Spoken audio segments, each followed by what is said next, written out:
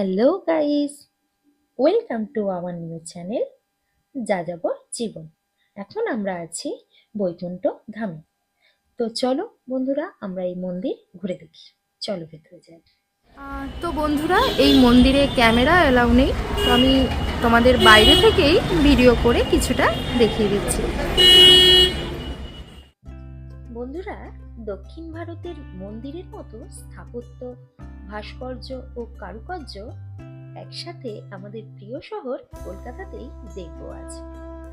বৈকুণ্ঠ মন্দির, ভগবান বিষ্ণুর মন্দির, তার সাথে মন্দিরের গর্ভগৃহে শ্রীদেবী ও ভূদেবী একসাথে থাকেন।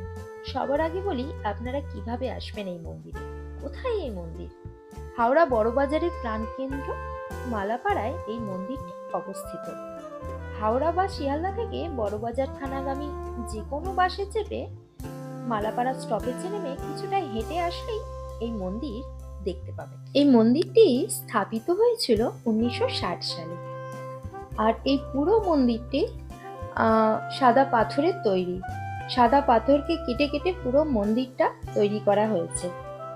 26শে জানুয়ারি ও বসন্ত পঞ্চমীর সময় বড় পুজো হয়, আর ঝুলনের সময় টানা 13 দিন ধুমধাম করে পুজো হয় এই মন্দিরে।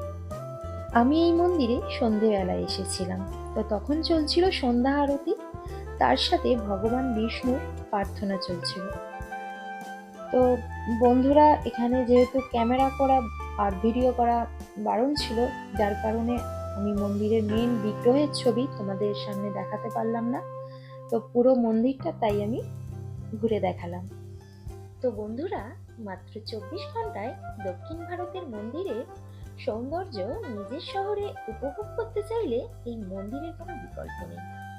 আপনারা নিজেরা আগে এই মন্দিরে গিয়ে থাকলে নিচে কমেন্ট বক্সে লিখে জানাবেন, এবং এরকম নতুন নতুন জায়গায় ঘুরে বেড়ানোর স্বাদ পেতে আমাদের যাযাবর জীবন চ্যানেলটিকে সাবস্ক্রাইব করে আমাদের সাথে থাকবেন।